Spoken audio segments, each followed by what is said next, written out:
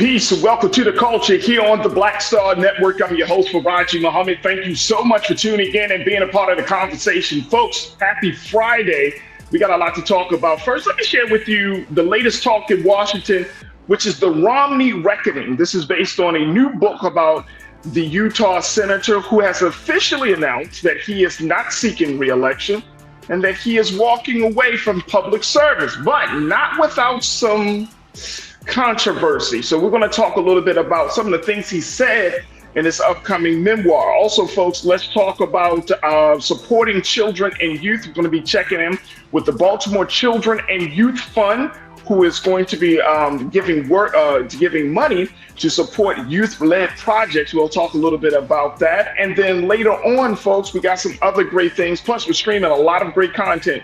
So stay with us. It's all happening on today's edition of The Culture right here on the Black Star Network. Let's go.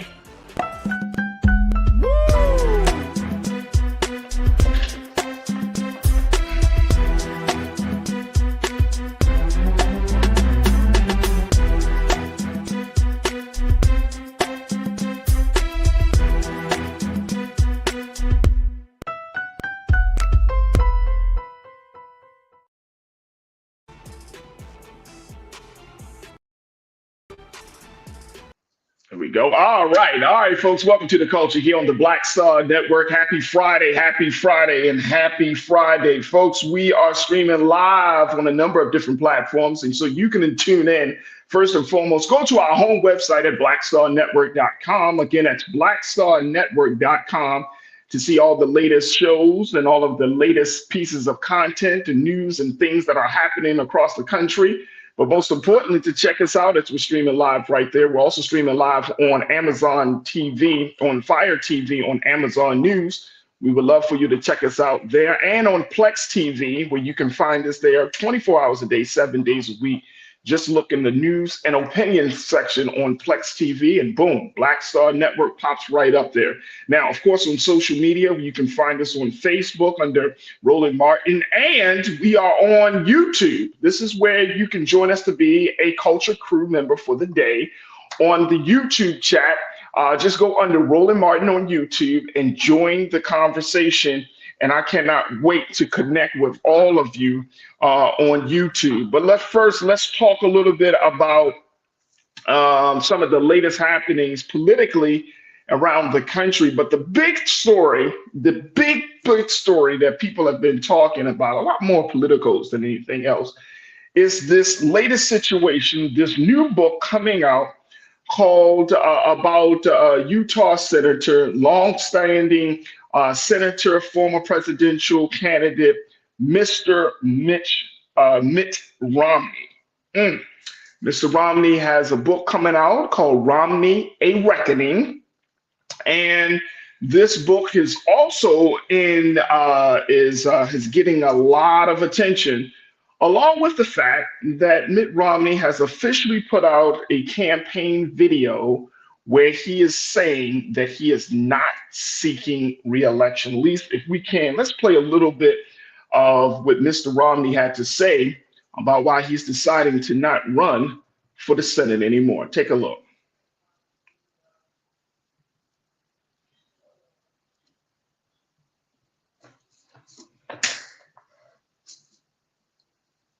I enjoy my work in the Senate a good deal.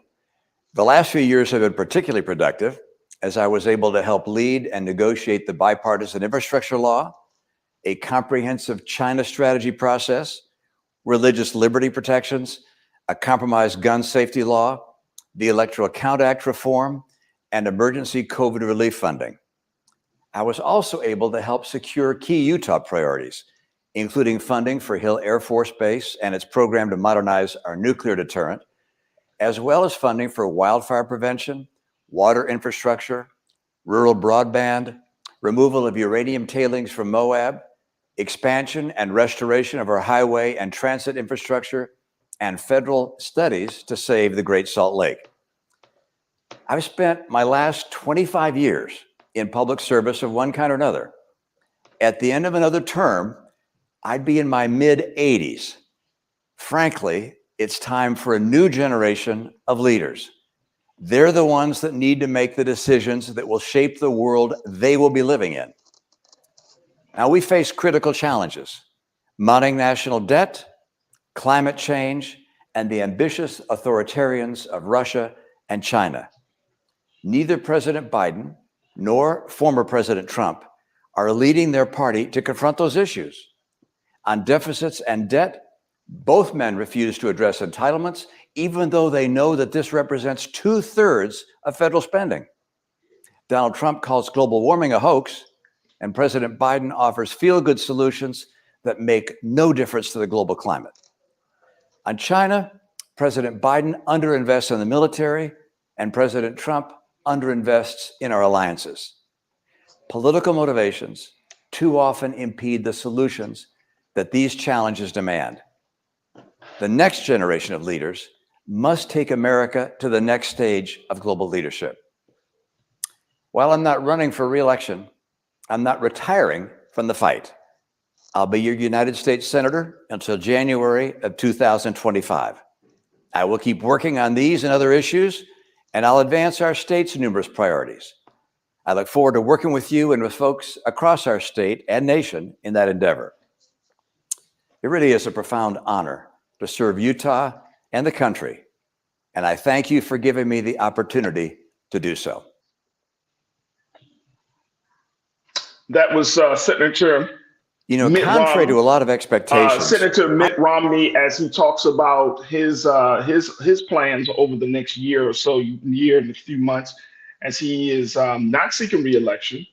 But as you can tell, the senator is looking to still stay engaged in some way, shape, or form in the political space. But he's also took some hits, took some jabs rather, at the President Biden, former President Donald Trump, keeping them on their toes. And as you know, if you understand the history of Mitt Romney, especially within the Republican Party, he has always tried to, not always, but he has tried to differentiate himself from his colleagues on very, very serious matters. Of course, he served as only one of the very few voices that voted to impeach Donald Trump twice.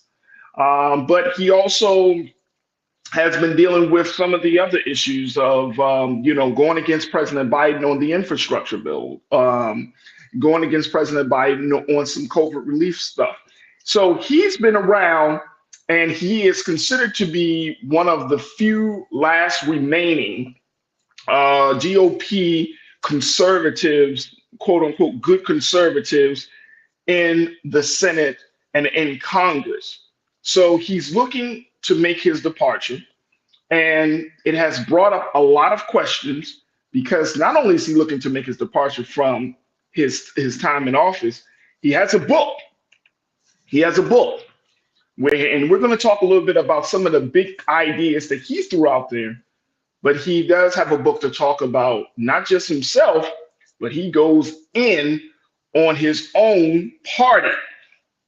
Now, let's talk about this very first part of this, folks, which is what I wanted to share with you, is that he understands, and if you heard the video, he says that he talks about kind of moving to the side for the next generation of young leaders. And of course, this adds to the larger conversation about President Biden, and people are saying the president is too old and he'll be in his mid to late 80s if he serves another term. This is the conversation, or even around President Trump. Even though we don't talk about health issues with President Trump, the fact is that there's still men in their 80s, Mitt Romney in his 80s, and he's saying, look, there has to be the next generation of leaders. So I'm not sure, folks, and crew, I want to get your take on this. How, if you think that a person like Mitt Romney, is he going to be able to kind of shift the conversation about this gerontocracy that we're currently involved in? I want you to join me in a conversation. Let me know your thoughts on this idea that he put out there, that there has to be a new generation of global leaders, political leaders. And do you see this making any type of impact on these larger conversations? Join me right now as we're streaming live on YouTube, on Under Roland Martin, and certainly we're on Facebook, and you can post your comments there, and we'll try to get there as well. Real Brooklyn, thank you so much for checking in, and so many of y'all are checking in, so I'm gonna do my roll call in a moment. But Real Brooklyn, you say, I think Mitt felt the pressure because I believe he was the only Senate Republican to vote twice. He was to convict Trump. Dude has been in government for a long time, and all of a sudden he is bouncing. And given the fact that, Kevin McCarthy right now has felt the pressure of some of the Trump supporters, whether it's coming from Josh Hawley or whether it's coming from Matt Gaetz or whoever, that they're kind of dictating the agenda on the party, and they're going after President Biden and his son and on impeachment charges and everything about the laptop and all of these things, but they're going after them. So I think Mitt Romney sees himself outside of that. Like he sees that his party is taking a turn for more of a level of authoritarianism, Real Brooklyn, than a party that is trying to get the people's work done. So I appreciate you. And you also said, Real Brooklyn, I think he burned up a bunch of bridges. I'm sure he did. Janelle, thank you, Real Brooklyn. Janelle, you said Romney may have knelt in the George Floyd marches, but he remains the same Republican in support of the status quo in big business. And he's not. And you know what? I think there was a New York Times piece that I read earlier this morning about this, and that they call that even though in his book Romney: A Reckoning, even though he talks bad about some of his colleagues, he slams the Republican Party about certain issues, that they say that he has, in a space of tragic ambivalence, to come out to say that his party is taking this country into the wrong direction. So there's a little bit of that he as much as he can talk about, he's not fully saying, look, he's not defecting from the party, but he's just kind of fading to black a little bit. But I think that you're right on to something right there, Janelle. Thank you so much. Vic Abram, you said no one should have 40 plus years in government. They're beyond out of touch. Only if they, and I agree with you, Vic, and I don't want this to be about age, an ageist conversation, but the way America and the culture of America is moving, it does require you to stay up, quote unquote, on the changes and the evolutions of everything, right? So Vic, to your point, 40 plus years in public service. We've been talking about term limits. We've been talking about age requirements and all of those things.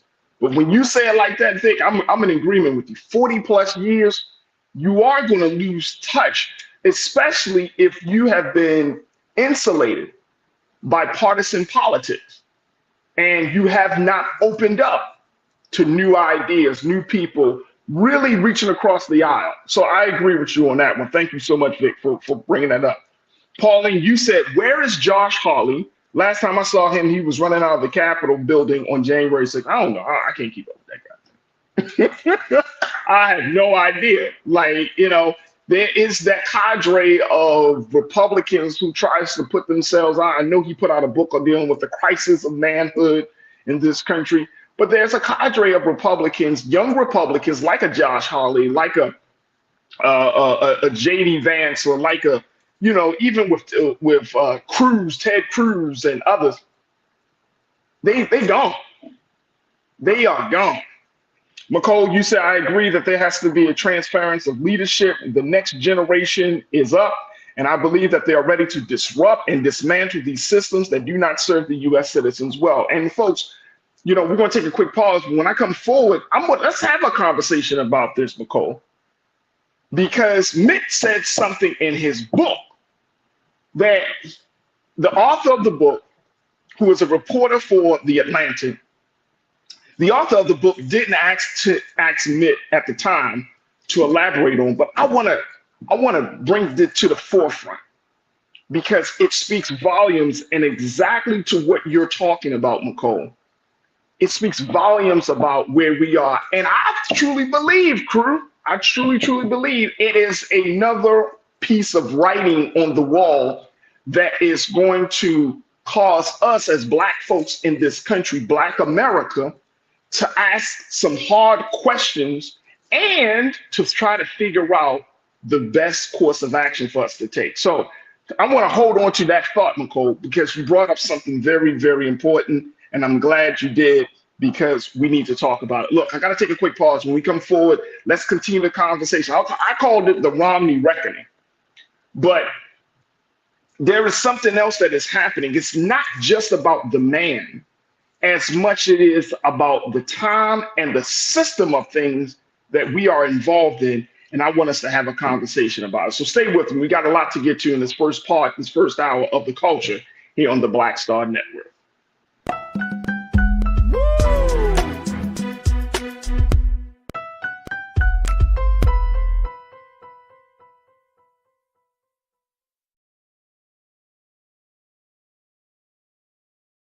On his first day in office, with the country in crisis, President Biden got to work for us.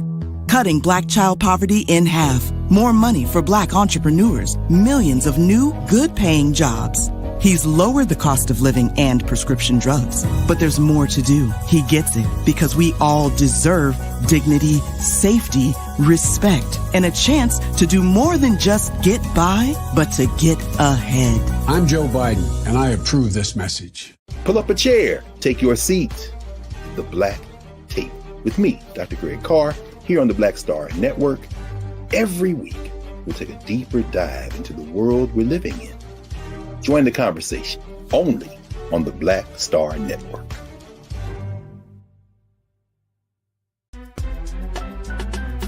I'm Farajii Muhammad, live from LA.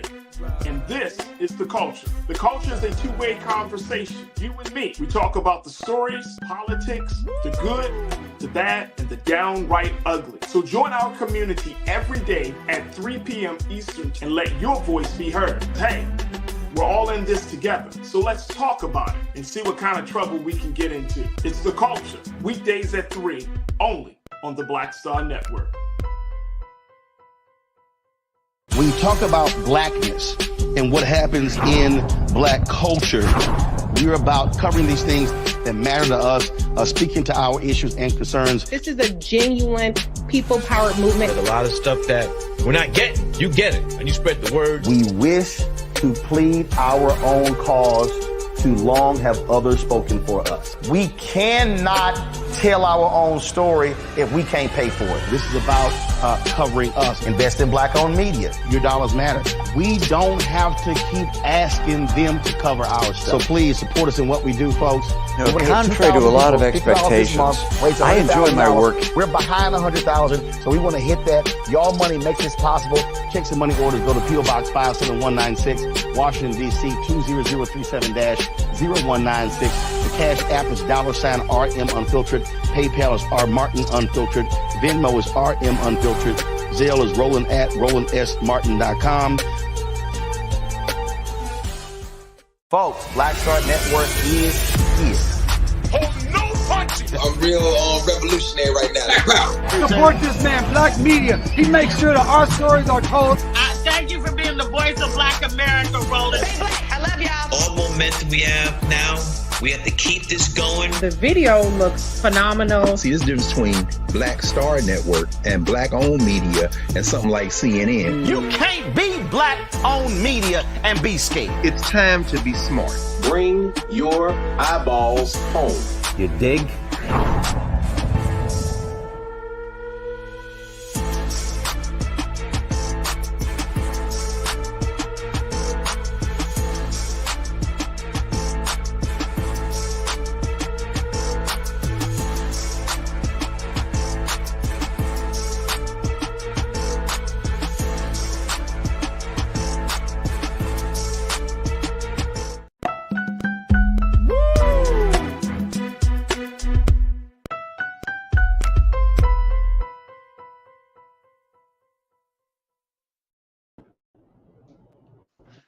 All right, folks, welcome back to the culture, here on the Black Star Network. I'm your host, Farajii Muhammad. We've been talking about Utah Senator Mitt Romney, who has announced that he is going to complete his term, but he is not seeking re-election when he has to leave office in 2025. So he's sticking around. But as he talked about this, one of the big things he certainly talked about was the fact that being a man in his 80s, that he's not looking to kind of monopolize the space, that he wants to move out the way and make room for the next generation of global leaders.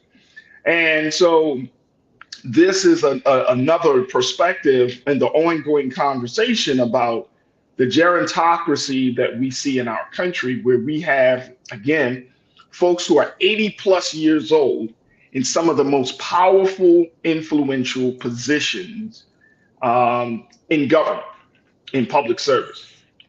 Now, that's one element of this. The other element is that when Mitt Romney, he has a book coming out, and it's called Romney, A Reckoning. And it's like his moment of clarity. And in this book, folks, he's talking about his party not in a very, very loving way at all. He talks about everything from the fact that he sent Mitch McConnell just a couple of days before the January 6th attack on the Capitol, how he told McConnell, make sure you have some security things, because he had conversations with Pentagon officials based on their intelligence that something was going to happen on January 6th. McConnell didn't respond to a text message, and we know what happened. He talks about the new level of growing of young conservatives who have come to the party, not looking to expand, not looking to deepen traditional conservative values, but conservatives who have a disregard for the rule of law. Conservatives who run with Trump, quote unquote, Trumpers. And his great concern and disdain and disgust with this new cadre of Republicans, and so much more. Now, here's the one thing that he did speak about, and I'm very, very happy because, of course, on Fridays, we are always joined by the excellent, the brilliant, the highly capable, my sister, Corinna Denise, who's going to be joining us in a moment. Great culture crew member to give us her insight on this. But one of the things he talked about was the simple fact that he said in his book, a very large portion of my party really doesn't believe in the Constitution. I want you to think about this. This is Mitt Romney. He's been in public service for years. He has been a presidential candidate. He has gone through all of the process. He is at a point in his life where he's looking back and seeing his service, his legacy, but then he's trying to see the future of his party. But he says he truly believes that a very large portion of my party really doesn't believe in the Constitution. For me, folks, this is an indication. This is another piece of writing on the wall that something dramatic may happen, but more importantly, not just may happen, is happening, where we have to have some very serious discussion about the state of democracy in this country. And here's the discussion point. It's not just about the state of democracy. It's really about what is Black America's role? What will be our role? How will we move in this time? If we have a high-ranking Republican official, Republican politician, who says that his own party, the party that's supposed to be about rules and laws, and in some cases about maintaining the integrity of democracy, and he believes that these same individuals do not even believe in the Constitution, do we as Black folks in this country, should we fight to preserve the Constitution, or should we think an alternative way to get and gain political power? Let me throw something else out there, and I'm gonna bring Corinna in. Did you know Mitt Romney revealed this in his book? He revealed that he actually has been thinking, he was thinking about a third party candidate to run in the 2024 election. Did you know that? But he said he chose and decided not to pursue that because he did not want to throw the election to Trump. These are writings on the walls, folks. These are writings on the walls. Let me go to my sister, Corinna Denise. Corinna, how are you this afternoon? Happy Friday, Corinna. How are you? I'm good, Farajii. How are you? Peace. Oh, I'm good. I'm good. I'm just trying to, break this thing down. There's a lot to kind of talk about on this, but Mitt Romney, he has he's not always Black America's friend, and I get that. But when certain people say things like, you know what I mean? Like, you got to take people for what they say and how they move, right? But even though I don't always agree with him, I do think that he may be on to something where he talks about what's going on in his own party. He has stood on some level of principle when it comes to what he sees happening or the evolution of the Republican Party. What do you make of his take of that the people in his own party don't believe in the Constitution? Where does that put us as Black folks in this country? Well, I think he's speaking to something we already know, right? I mean, this isn't surprising news. I do think it's the timing of it all, right? He has a book coming out, and I wonder why he felt that now is the right time to actually share his thoughts, with the American people per se, or the public, right? He's not seeking re-election. I find it ironic him talking about the age thing. And, we were talking about this age thing last week, Farajii. So, I'm raising questions like, is this irony? Is this really something that, you're stepping down? Does this have to do anything considering, what happened with Donald Trump? He was one of a few senators who voted along with the House, to, convict him in the Senate. So I think there are a few things at play here, not just about the age. And I really hope that doesn't fuel the distraction with the president's age that's already happening. But to your question about Black America, I mean, I think this is something we've already known. We didn't need him to tell us. But I'm glad to hear him say it. But, why didn't you say it sooner? I always think they're pretty calculated as to when they decide they would like to share. And now that he's on his way out, okay, I think it's safe now. I can share a little more, right? And of course, the book comes along because everyone has to make a little extra bread, and they're writing their book. They got a lot of time to write books, by the way. Just my thoughts. Well, some of these books, man, they come out, they come out faster than hip hop albums. Yeah. Remember Master P, when Master P was like really putting out all these artists, and you'd be like every 6 months a new album would drop from a Master P's No Limit camp, right? But I mean, they coming out, these political books, some of them catch fire and the other ones just kind of like a bunch of like gossip and whatnot. But I think from this book, and I mean, it's not just about the book, it's about just some of these larger ideas that I put it in there, that there is something inherently happening. And my concern is not just for the country. My concern is for my people. Oh, like the fact that, yesterday we talked about the Congressional Black Caucus is having their week of, their conference week next week. We know that. One of the key things that they're going to be discussing is protecting democracy. And I'm thinking about this, and this is the beauty of this platform. I want us to kind of like brainstorm and really think about this. Like, should we be in a space to protect something that and it looks like it's inevitable to fall. Should we be the ones to hold this thing up? And I'm not saying that we should be running in the streets and, doing some madness like what we saw on January the 6th. I'm talking about we can't do that. I'm talking about a serious political movement. Yeah. If Mitt Romney's talking about, here's a guy who's been in the party for years. He's talking about running a third party. He was thinking about running not as a third party candidate, but getting someone else to run as this conversation. Considering he's also run for president in the past. We can't. That's what I'm saying. And that's exactly what I'm saying.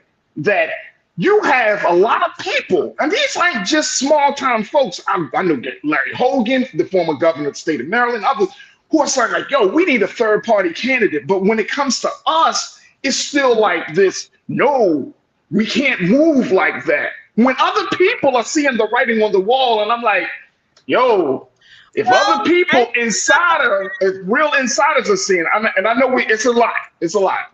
I know it's a lot. Can't move like that. It's just we got to have everybody on board. Because again, that's fine. That's fine. That's fine. To a third party once we have the collective in order, but until we're voting our numbers, I don't think the conversation about a third party or another party will ever be substantive, because if we're not maximizing our capacity right now or just getting enough of us out to vote right now, what would that look like? Let's say even if we had the third party so that we could win. So and let me just jump in because I got to take a quick pause. It's not just about the third party as much as it is, to me, about political power. It doesn't have to be a third party candidate, but if the man says that people are not, if you got Republicans, and we don't know which Republicans, a lot of us live in southern states as a people, and these Republicans are controlling southern states.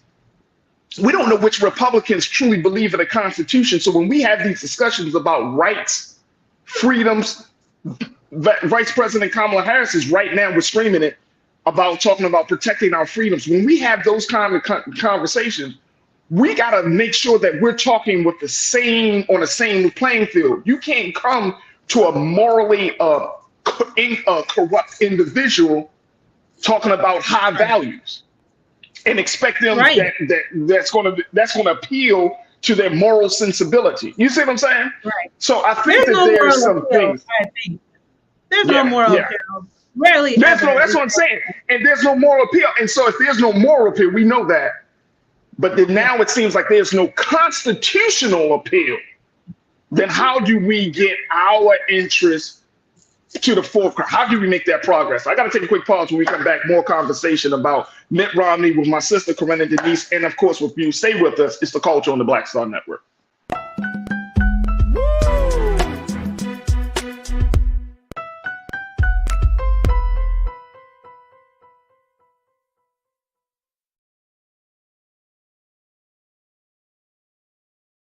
President Biden has delivered for Black America.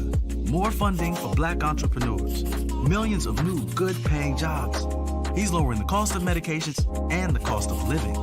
Joe Biden is delivering for us, and that's the facts.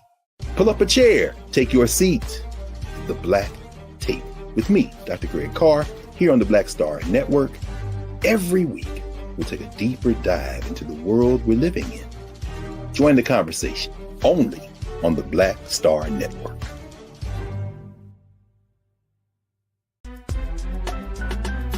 I'm Farajii Muhammad, live from LA. And this is The Culture. The Culture is a two-way conversation. You and me. We talk about the stories, politics, the good, the bad, and the downright ugly. So join our community every day at 3 p.m. Eastern and let your voice be heard. Hey, we're all in this together. So let's talk about it and see what kind of trouble we can get into. It's The Culture. Weekdays at 3, only on the Black Star Network. When you talk about blackness and what happens in Black culture, we're about covering these things that matter to us, speaking to our issues and concerns. This is a genuine people-powered movement. There's a lot of stuff that we're not getting. You get it, and you spread the word. We wish to plead our own cause too long have others spoken for us. We cannot tell our own story if we can't pay for it. This is about covering us. Invest in black-owned media. Your dollars matter. We don't have to keep asking them to cover our stuff. So please support us in what we do, folks. We want to hit 2,000 people, $50 this month, raise $100,000. We're behind 100,000, so we want to hit that. Y'all money makes this possible. Check some money orders. Go to P.O. Box 57196, Washington, D.C. 20037-0196. The Cash App is $RM Unfiltered. PayPal is R Martin Unfiltered. Venmo is RM Unfiltered. Zelle is Roland at RolandSMartin.com. Folks, Black Star Network is here. I'm real revolutionary right now. Support this man, Black Media. He makes sure that our stories are told. Thank you for being the voice of Black America, Roland. Stay black. I love y'all. All momentum we have now, we have to keep this going. The video looks phenomenal. See, this difference between Black Star Network and black-owned media and something like CNN. You can't be black-owned media and be scared. It's time to be smart. Bring your eyeballs home. You dig?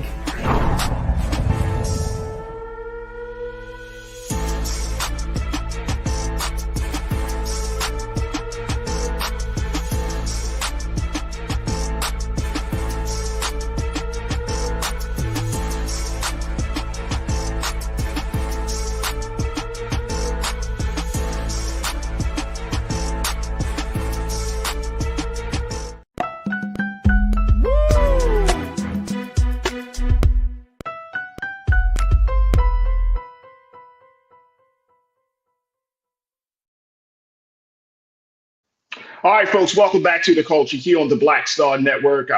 We are talking about Mitt Romney, and I call it the Romney Reckoning, and based upon his big announcement that he's not seeking re-election, but also based upon a new book that's coming out, Romney, A Reckoning, where he kind of goes deep. He spills some tea about his own Republican Party and some of the top colleagues, for everything from Mitch McConnell to some of the new cadre of Republicans. But one of the big things that folks are talking about is the fact that the senator out of Utah, who registered, and my producer Lisa just made, hey, don't forget to mention that he actually registered as a Democrat when he was running in Massachusetts, but then he switched parties, and after Orrin Hatch had retired, and so he's an opportunist. And I get it. Anastasia, you brought up, I guess this is in response to Pauline, you said, I'm with you. I can spend my money on Roland Martin's book before I purchase Mitt Romney's book. His family also owned slaves, were slave owners. I get it. The man's history, family history, is checkered and all types and controversial. But, and I want to bring my sister Corinna back into this, but Corinna, it does not mean that if he's sounding a warning that we shouldn't listen. Now, here's the thing. Here's why I say that. Because why? You said it in your remarks in the beginning. We know this, but if it's confirmed by somebody who's inside, then what do we supposed to do when we know? Like, what is the duty of those who know?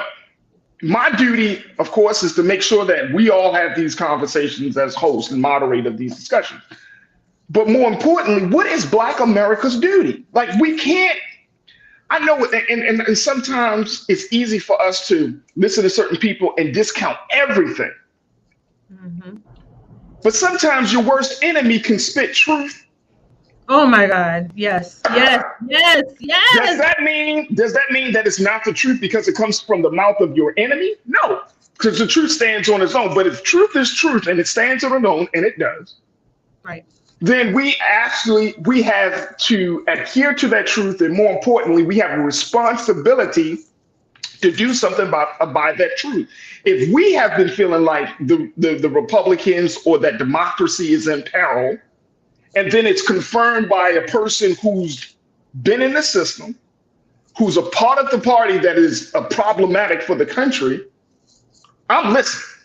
I'm trying to figure out Well, the writings on the definitely, wall. right? And I think our Right. responsibility too is to educate, right? And you're getting information from what we listen to, like here on this platform, doing your own research, reading, going online to congress.gov, keeping abreast of all the bills, just every news source that you can think of, and forming an educated view, right? An educated opinion. But to your point, Farajii, to actually hear someone and what we would call right now the opposition actually saying these things, it magnifies it even more, right? That he would Right. actually come out against the very party who's working against us and speak truth to power per se to that. So I hope that would continue to magnify the situation and be like, oh my goodness, this is what Black folks been talking about, and now he's saying it too, and he's in the very opposition. We need to look at that, whether or not he's leaving or not. Now, I don't think anyone's bold enough to actually stay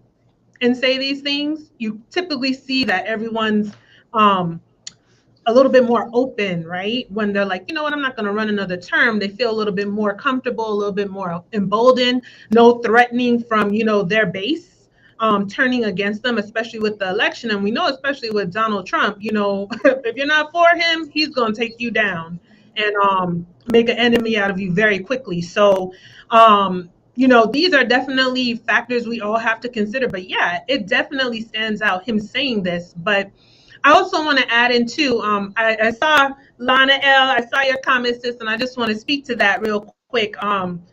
She asked, why do I think that Black folks don't maximize our capacity or our vote? So let me, make very clear what I meant by that. I mean collectively as a whole, everyone in all of these 50 states across the country and as a whole, because there are pocket areas where we could definitely, maximize our vote, but we have not. And I'm going to take it back to last week when I mentioned Brother Gary Chambers in Louisiana. He ran for a House seat. Then he ran for the Senate and he lost. He has some fire ads. He was working diligently, going around in the community. We saw him getting a lot of pushback from, reps in the Louisiana legislature itself. He did the math showing the numbers where Black people are actually located, and they didn't show up for him. And so now Senator John Kennedy, a racist, he's still in that seat because we didn't turn out. So that's what I'm speaking to, Lana and crew, when I'm saying there are other areas that we haven't maximized our capacity. Now, you see those white folks? They turned it out. Especially here. But here's the question, though. But see, and I'm glad that you responded to Lana, because Lana, sis, I appreciate you as always, because you bring that fire, you bring the enthusiasm we need. But here's the thing, though, and I think Lana can appreciate this question a lot. How long are Black folks going to hold up this system? How long are we going to ask ourselves the question, what is going to be our new political future? In this space, I'm not talking about going back to Africa. I'm not talking about moving to Canada. I'm talking about in America. What is going to be, what do we look like? What does our future look like? Because again, I think in order to vote, you have to have hope. And I'm not trying to sound, Dr. Seuss like that. No, I hear you. But in order to vote, you have to, the prerequisite of the vote is faith. The prerequisite of voting is having hope in a system, right? To some degree.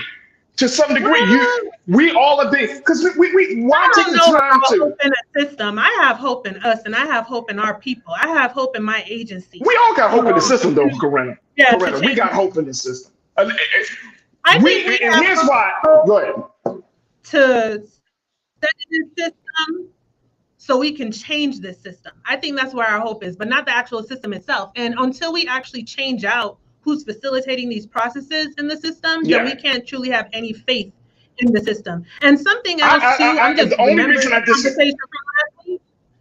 Just real quick, Faraj, with the voting thing. Yeah. I think our language is really important here, because we were mentioning, what can we do besides voting? And I know what you meant, right? Because you had to make it clear, like, look, folks, I do vote. Don't think I don't cast my ballot. You do. Right, but I right. think we have to reframe that, okay, because voting is foundational, right? So voting, and then in addition to voting, we must protest. In addition to voting, we must lobby. In addition to voting, we must organize. In addition to voting, we must get involved in our organizations, make them better, right? In addition to voting, we need to consider running for public office ourselves, right? Because when we hear besides, everyone's perception is different. So it's kind of like almost eliminating, well, we did A, and besides A, now we're going to go do B, rather than saying, well, in addition to A, we also need to do B. But can I just jump in there? Because because the nuance you just pointed out is a new nuance. Let me just say that again. The nuance you just pointed out is a new nuance. That is what you're speaking of comes from a more active, enlightened understanding of our role in the system, right? But I'm saying to us that traditionally, probably even up to this very moment, we have all been conditioned to believe if I cast my vote, then change is going to happen. Not if I cast my vote, then all of us have been conditioned to believe that, or do you? No. I mean, those of us who are active participants, those of us who vote, we believe something. We believe in the system to do something. Otherwise, what's the point? You see what I'm saying? Like, even I vote for certain candidates. Whoever my candidate is, I'm like, yes, okay, I see something in this person enough to make me want to add to putting them into that position, right? And that's what. Yeah, go ahead. Let me ask you this: Sure. How do you think that is for the opposition per se?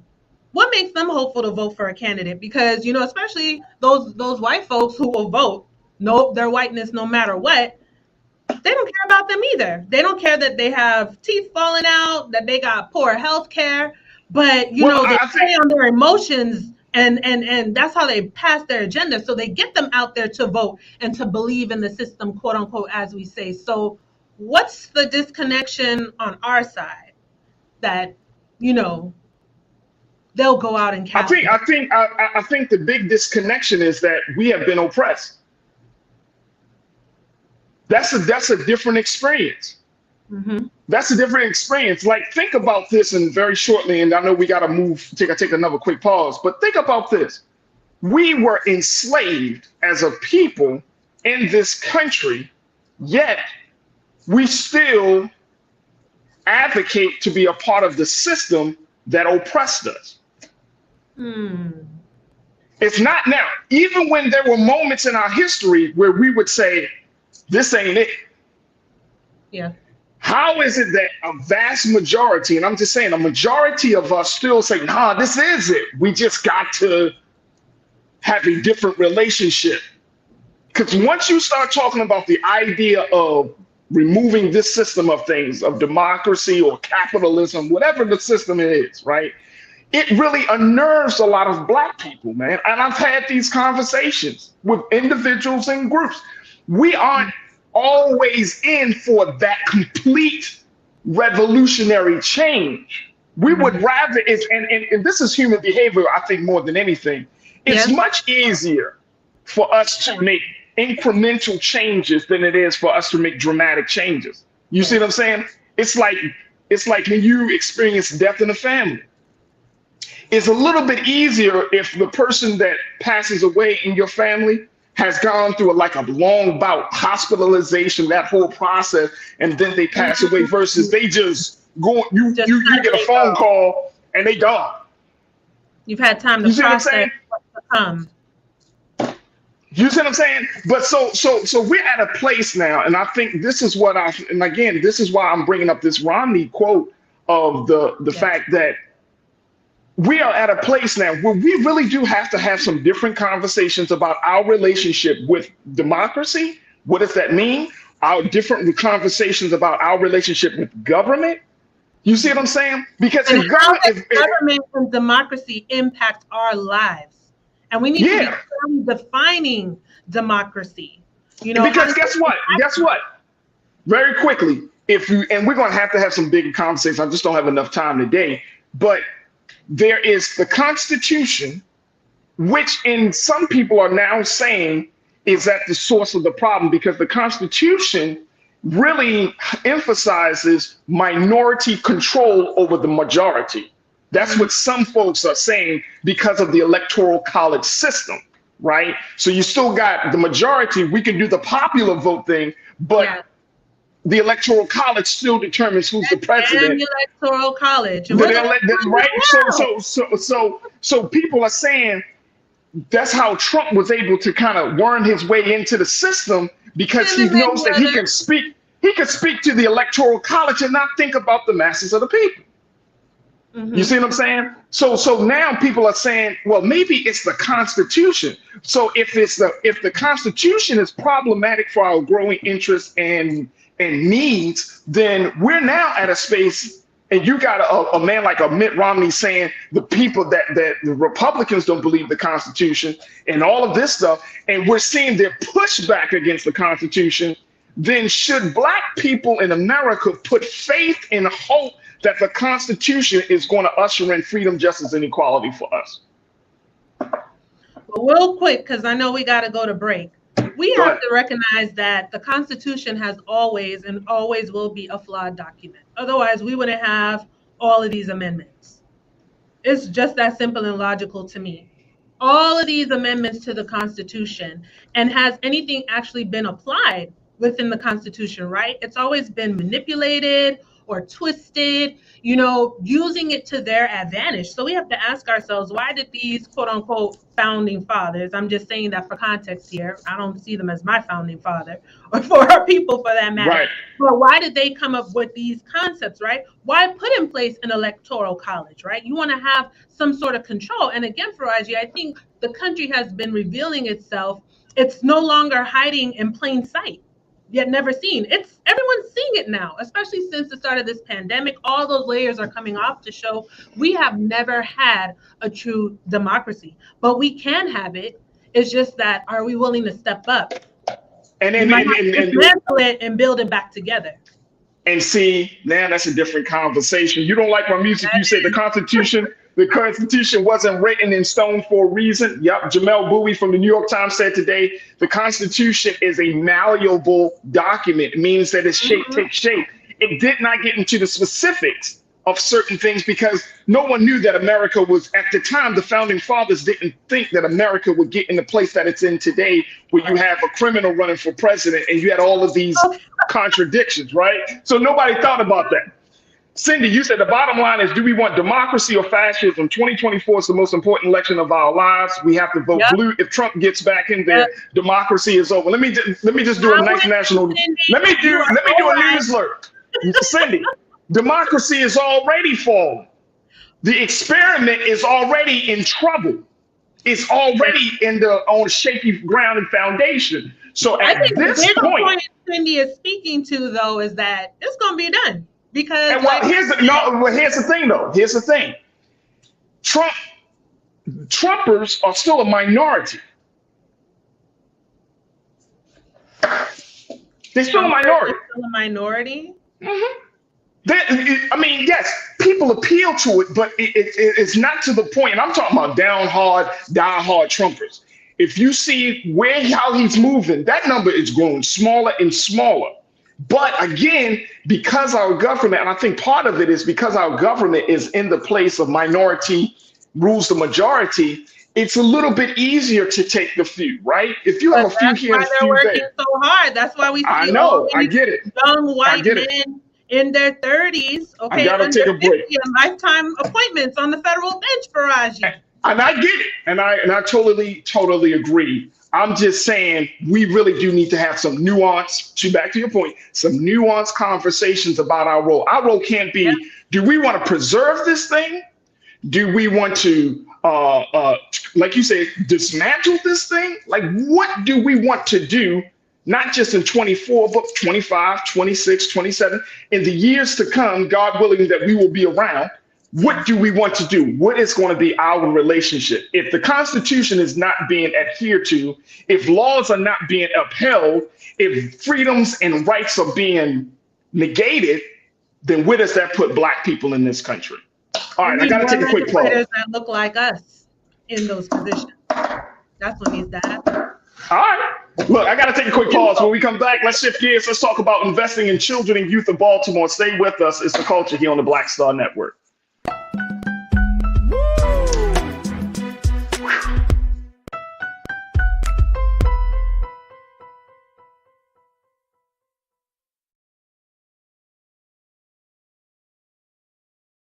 On his first day in office, with the country in crisis, President Biden got to work for us. Cutting Black child poverty in half, more money for Black entrepreneurs, millions of new, good-paying jobs. He's lowered the cost of living and prescription drugs. But there's more to do. He gets it because we all deserve dignity, safety, respect, and a chance to do more than just get by, but to get ahead. I'm Joe Biden, and I approve this message. When you talk about Blackness and what happens in Black culture, we're about covering these things that matter to us, speaking to our issues and concerns. This is a genuine people-powered movement. There's a lot of stuff that we're not getting. You get it, and you spread the word. We wish to plead our own cause. Too long have others spoken for us. We cannot tell our own story if we can't pay for it. This is about covering us. Invest in Black-owned media. Your dollars matter. We don't have to keep asking them to cover our stuff. So please support us in what we do, folks. We want to hit 2,000 people, $50 this month, raise $100,000. We're behind 100,000, so we want to hit that. Y'all money makes this possible. Checks and money orders go to P.O. Box 57196, Washington, D.C. 20037-0196. The Cash App is $RM Unfiltered. PayPal is R Martin Unfiltered. Venmo is RM Unfiltered. Zelle is Roland at RolandSMartin.com.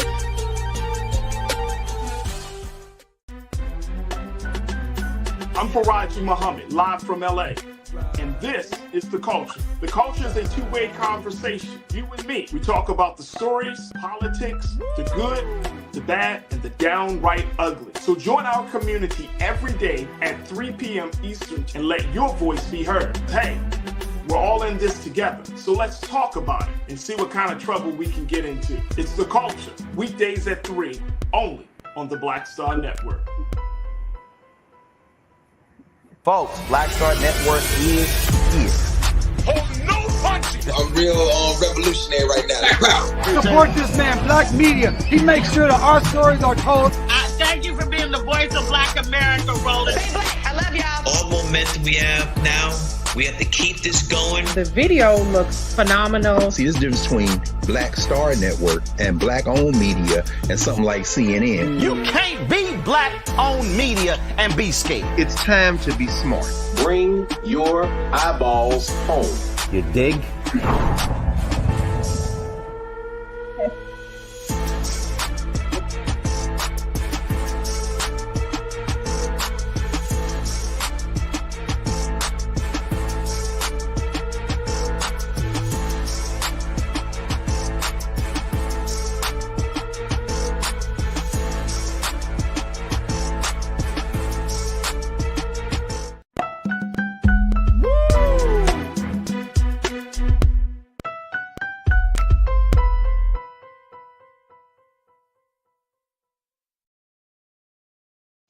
All right, folks, welcome back to The Culture here on the Black Star Network. I'm your host, Farajii Muhammad. We are streaming live, folks, on a number of different platforms, and we invite you to join us. We are streaming live on our home network of blackstarnetwork.com. Just go to our website today, download the app for free, follow us on social media, and be prepared to engage your brain and to be informed. So we invite you to support us here at Black Star Network, but just go to our website today. We're also streaming live on Amazon News, on your Fire TV, and on Plex TV.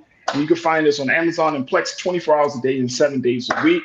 Plus, we're streaming on social media platforms of Facebook and YouTube, and it's on YouTube where you can find our online culture crew, that dynamic group of folks from around the country and some parts of the world that engage in the conversations while we're talking with you or rather to you. We're talking with you. And this is the only place that you'll find that level of engagement. So be a part of our culture crew today. Go to Roland Martin's YouTube page and we'll do our due diligence to recognize your thoughts. All right, folks, let's talk about investing in the next generation. This is something that one organization, one institution in the city of Baltimore is planning to do. And we're very, very happy to talk to them about the latest efforts to support young entrepreneurs, youth-led projects that are affecting Baltimore in a positive, major way. We're talking about Baltimore Children and Youth Fund, and we want to first kick off the conversation talking to the president of BCYF, Miss Alicia Lee. Miss Lee, good afternoon, and I apologize, Miss Lee, for taking too long. Gosh. I'm so happy to be back here with you. We have so much to share, so much to celebrate, things happening here in your hometown. Here in yes. Baltimore. And let me just say, sometimes it gets like that because Corinna Denise be on here and we start talking politics and revolution. I was loving it. Yeah, my sister Corinna Denise still with us, who is a college advisor and advocate and activist out of the Miami, Florida area. So Corinna, we want to see your face as well. But Lisa, let's talk about the work that you're doing, Baltimore Children, Youth and Family, Baltimore Children and Youth Fund.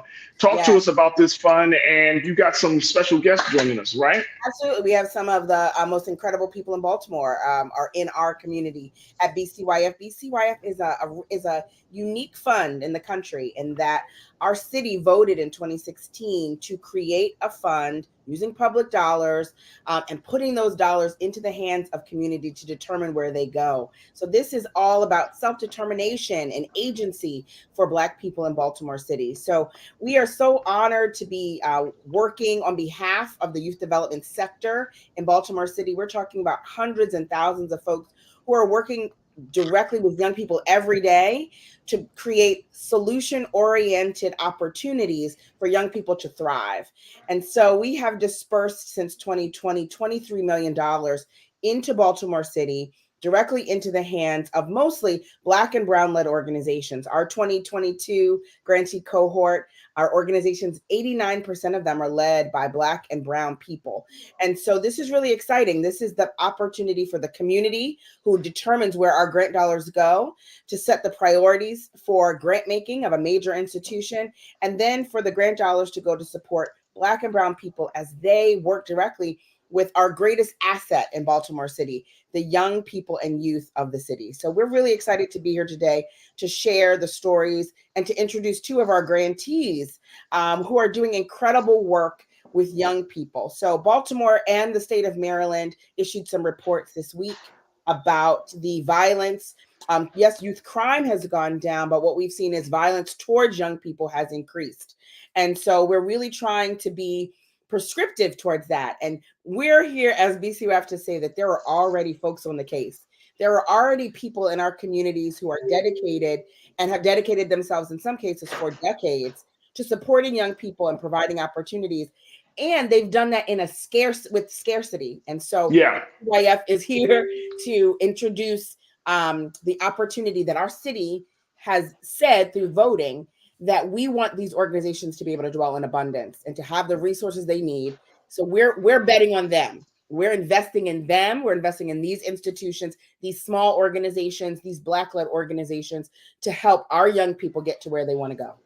So very quickly, before we take we share with folks the grantee, and I know Corinna, you probably definitely got some questions and some thoughts on this. So I would love to hear what you got to say for this. But do you think, Elisa, that we need to create a model like this in other cities and other states, BCYF, where there's some dedicated money that is allocated for youth-led projects, for youth investment like this? Why aren't we seeing this model being duplicated in other parts or other states around the country? I think it's very simple. Only 2% of philanthropic dollars nationally are really placed in the hands of Black people. So Black-led organizations only get about 2% of the dollars that are even available nationally. Dang. We are not used to, this is a shout out to the sector, the philanthropic sector, to say, how are we going to make transformation occur And one of the ways that BCYF, a strategy that we use is by putting the grant making decision power in the hands of the community. We have to allow and also hold philanthropic folks accountable for the fact that decisions are made about where resources go in communities by people who don't live there, who don't know the problems firsthand. And so, we know that the best solutions come from the people closest to the problem, not the folks looking from $1,000. Hey, can you say that for the people in the chat? Because Corinna and I, we know that. We know this, right? No, but seriously, like, say that one more time. No, seriously, because I think people need to just like let that marinate. Not to say that the culture crew, they understand these dynamics, but for those who are just tuning into the show and they're like, what? Wait a minute, what did she just say? Because that's the exact position of opportunity and empowerment that Black folks are in, but we don't see it as opportunity in a way for us to be empowered. We see it as being problems. So share that with us again. Like your lived experience as an asset. I love that. That's good to think about. The people with any problem, especially social problems that are complicated and long-standing, any problem or issue is best solved. In fact, the solution can only be found from the people that are closest to experiencing it. And while there is validity to seeing a problem from, a 360,000 foot view, right, in terms of offering perspective, that's your position there is in partnership, not in solution, and not in determining solutions. So I really want to invite folks to think about that. If we believe that, which we do, and it sounds like y'all do too, if we believe that too, then when we are taking philanthropic dollars that for the most part, our dollars are public dollars, but for the most part, philanthropic dollars come from oppressive places, right? Folks got rich off of the backs of other people. Those descendants of those people are in the communities that now need help and assistance. So deploy the dollars where they need to go. Let communities decide what's important here and how we want to solve our own problems. And that's restoring dignity to the process. So we're really at BCYF that's a part of the ways that we work. And we are also excited about continuing to think about ways that our work can be even more transformative and liberatory. So all right, we got to take a quick pause. When we come back, Corinna, Elisa, I want us to have a conversation with these powerful grantees of this fund. Folks, we are talking about investing in children and youth of Baltimore and how it could possibly serve as a model for other cities and states around the country. Stay with us. The conversation continues on the other side, right here on The Culture on the Black Star Network.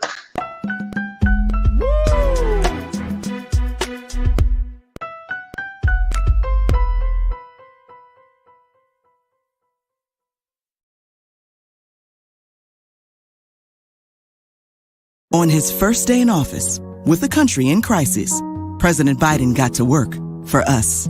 Cutting Black child poverty in half, more money for Black entrepreneurs, millions of new, good-paying jobs. He's lowered the cost of living and prescription drugs. But there's more to do. He gets it because we all deserve dignity, safety, respect, and a chance to do more than just get by, but to get ahead. I'm Joe Biden, and I approve this message. When you talk about Blackness and what happens in Black culture, we're about covering these things that matter to us, speaking to our issues and concerns. This is a genuine people-powered movement. There's a lot of stuff that we're not getting. You get it, and you spread the word. We wish to plead our own cause. Too long have others spoken for us. We cannot tell our own story if we can't pay for it. This is about covering us. Invest in Black-owned media. Your dollars matter. We don't have to keep asking them to cover our stuff. So please support us in what we do, folks. We want to hit 2,000 people, $50 this month, raise $100,000. We're behind $100,000, so we want to hit that. Y'all money makes this possible. Check some money orders. Go to P.O. Box 57196, Washington, D.C. 20037-0196. The Cash App is $RM Unfiltered. PayPal is R Martin Unfiltered. Venmo is RM Unfiltered. Zelle is Roland at RolandSMartin.com.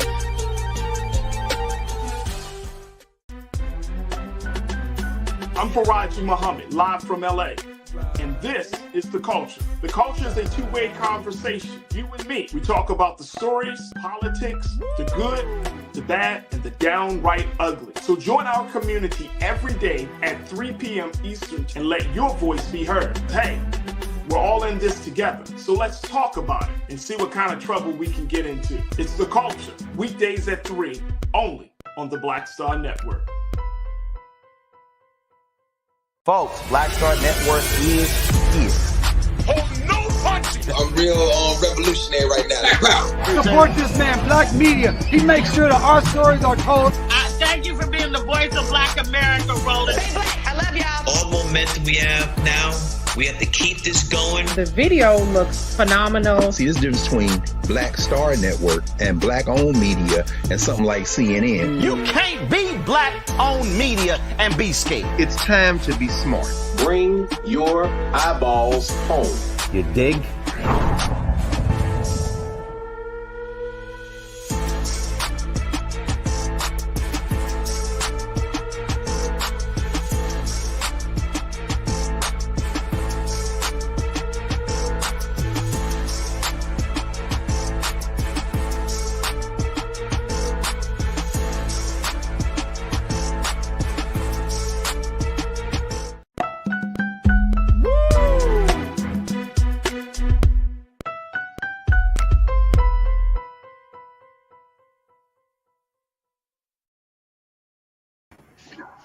All right, folks, welcome back to The Culture here on the Black Star Network. We've been checking in with Ms. Elisa Lee, who serves as the president for the Baltimore Children and Youth Fund, an institution in Baltimore City that invests and makes sure that they're creating opportunities for young youth-led projects, young people that want to do fantastic things in a community, and to push the conversation forward about the importance of youth leadership. Elisa, you have some grantees of your fund that you want to just kind of highlight a little bit today. Who are these grantees? Yeah, so we're excited to introduce and just to hear more about their beautiful work. 2 new grantees, so they're joining our grant making community. And in Baltimore, we say we've got the most exciting people in Baltimore are in our roster here. So we're so excited to have them join our community. So we've got Saran Fawcett here. And she is with Aziza Peace. Oh, hello. And we also have Jan Pinckney with Sarah's House. And I'm going to let them take it away. I'm going to let Saran to hear from you first about your work and the incredible work you do with young people in Baltimore City. Hey, good afternoon. I'm Saran. Good afternoon. And I am the executive director and chief change maker here at Aziza Peace. And this is... I am Sean Lemon. I'm the Director of Self-Love and Solidarity here at Aziza Peace. And at Aziza Peace, we use fashion, fitness, arts, music, entertainment, and education to address social determinants of health, social and emotional development, life and critical thinking skills development, and young people, especially Black girls and LGBT youth, pretty much at the age of 13 to 25. And we've been doing this for 15 years now. Fantastic. And I want to bring in Corinna. I wanted you to pose any questions that you might have as we have in this. But Saran and Sean, first, welcome to The Culture here on the Black Star Network. Talk to us about what does this mean to be able to be a recipient of this grant from BCYF, and more importantly, how you plan to use those funds to further your work. So to start, I want to say that when Baltimore City Youth Fund originally started, we were funded in 2018 to 19, and it took our program literally from 0 to 100, literally. Like we could not have had the impact that we have had without that. We managed to do it with nothing like our people do. But giving us the amount of money that they gave us that 1 year definitely shifted the trajectory of this program. And we're forever grateful. And then the following year, it continued. So for BCYF to pour into us again at this level, it's game changing for us because it is a grant that continues year after year. And one thing we know that we need continuity in funding, because we can't create impact with worry of, oh, we have money this year, but we don't have money next year.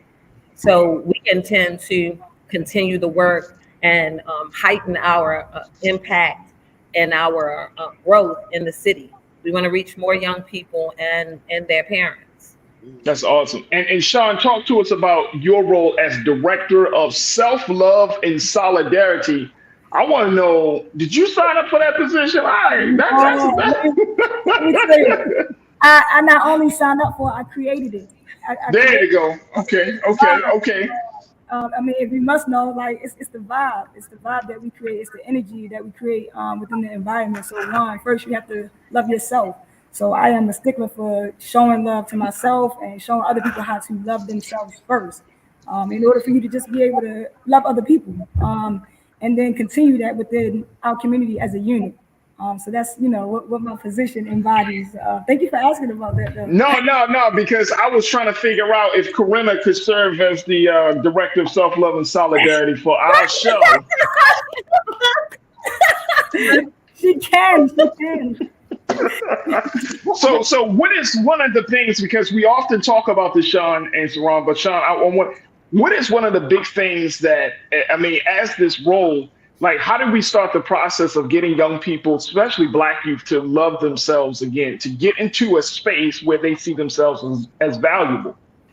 So one, our biggest thing here is to allow them to use their voices.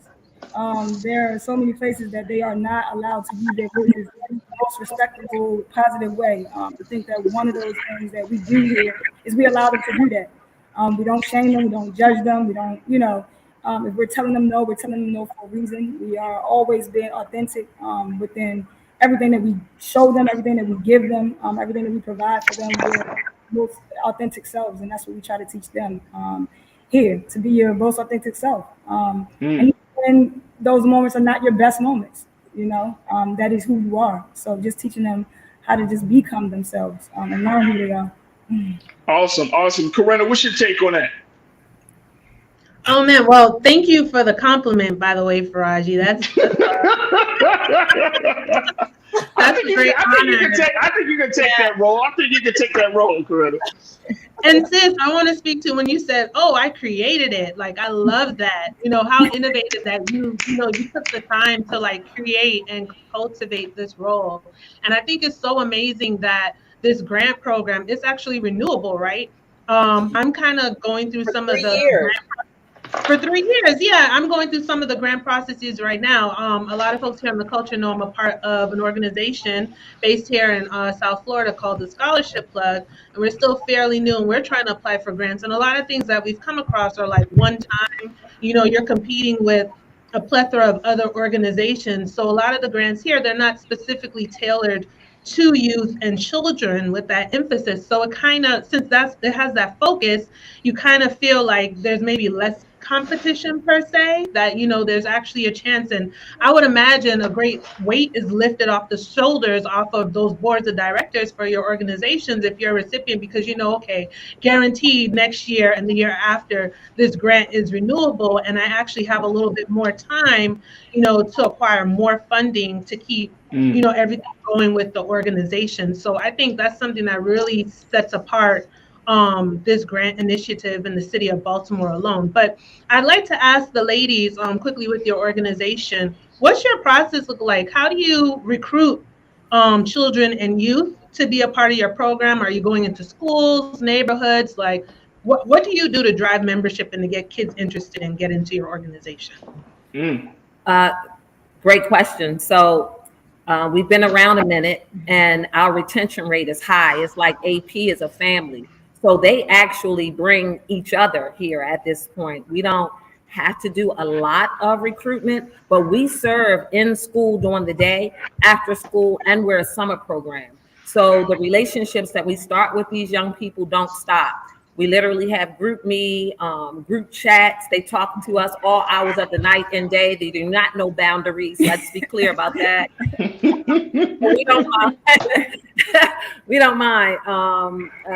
So we pretty much let them be the voice of how they want to invite people into their home, because this is their home. And we do let guidance counselors, administrators suggest young people. We never want to be the space that young people feel like they're forced to be in. This is for them and it's about them. So we pretty much do it very organically, very much so. That is awesome. That is awesome. Mamas. What'd you say? Very mama-like. It's two mamas right here. Oh, I got you. I got you. Anytime a black women come up in this space, you know, I have to listen to Corinna when she comes on the show. So, that's just what it is. You know what I'm saying? It's just what it is. Look, sisters, we got to take a quick pause. When we come forward, at least I want to hear from your other grantee, Jan, as we continue the conversation about investing in children and youth of Baltimore. Folks, stay with us. More discussion about how we can do more to make sure the next generation is in a better place, right here on The Culture on the Black Star Network.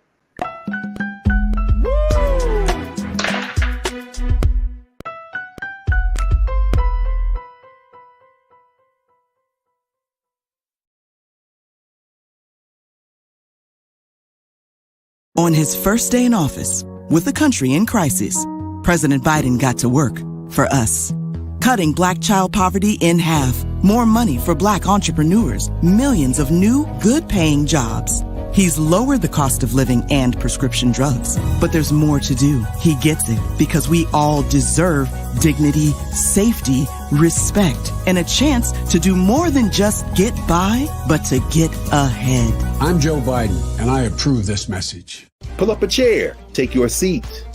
The Black Tape with me, Dr. Greg Carr, here on the Black Star Network. Every week, we'll take a deeper dive into the world we're living in. Join the conversation only on the Black Star Network.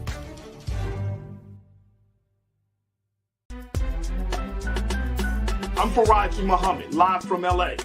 And this is The Culture. The Culture is a two-way conversation. You and me. We talk about the stories, politics, the good, the bad, and the downright ugly. So join our community every day at 3 p.m. Eastern and let your voice be heard. Hey, we're all in this together. So let's talk about it and see what kind of trouble we can get into. It's The Culture, weekdays at 3, only on the Black Star Network.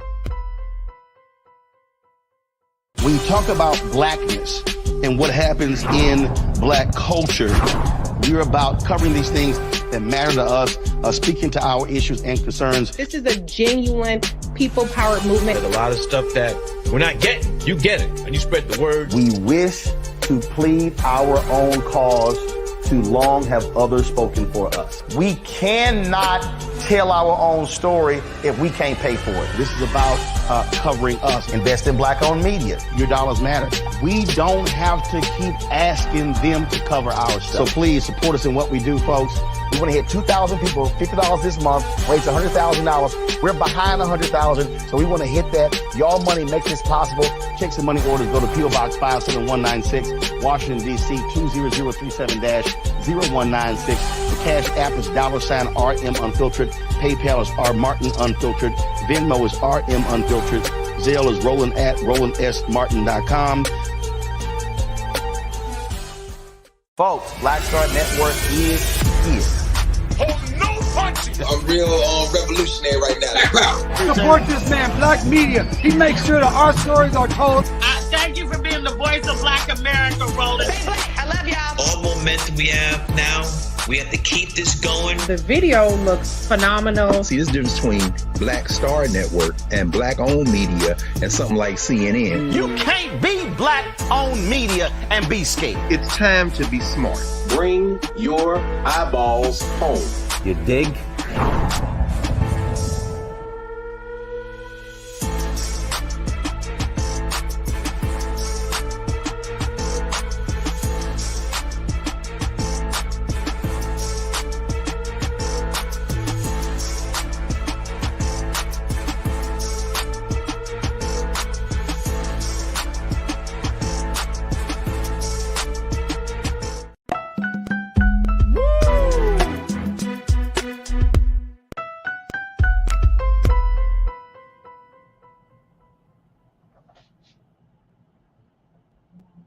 All right, folks, welcome back to The Culture here on the Black Star Network. We've been checking in with Elisa Lee, who serves as the president of the Baltimore Children and Youth Fund, which is an organization that's doing its part to support and invest in the next generation.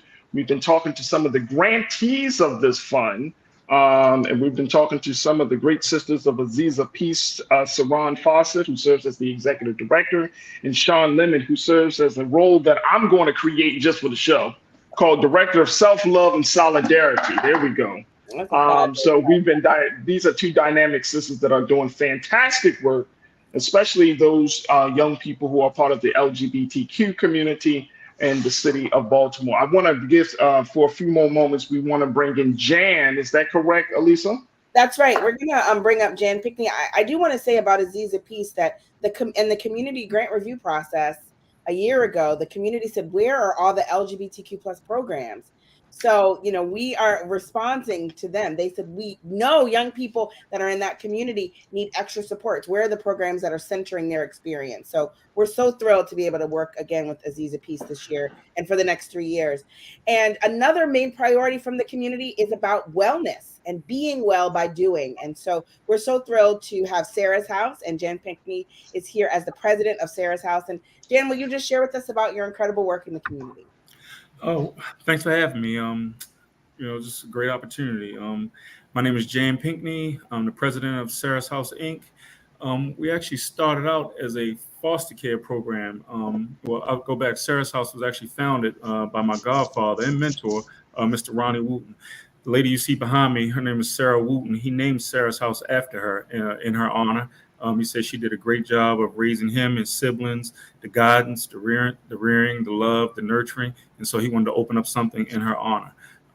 He had retired from being a social worker after 30 years working between Baltimore and Washington, D.C.